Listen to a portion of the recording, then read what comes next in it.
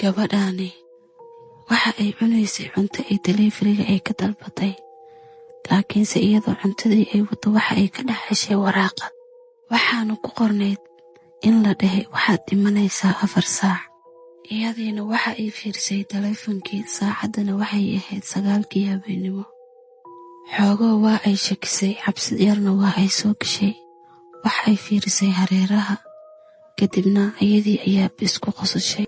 kadibna sawir ayay ka qaaday waraaqadii, waxa ayna dhigtay gudaheeda bulshada. waxay iska aruurisay alaabtii, waxa ayna gashay dhanka iyo jikada, laakiinse waxaa la dheereeyey qolka kulleysadiisa.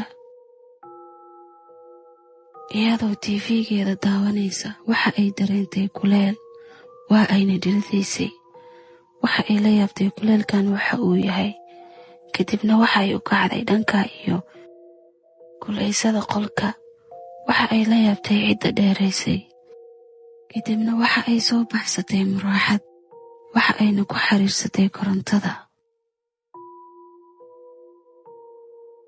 markii ay ku xiriirsatay korontadii, iyada ma aysan ogeyn inay fiilada dhaawac ay ku taalo.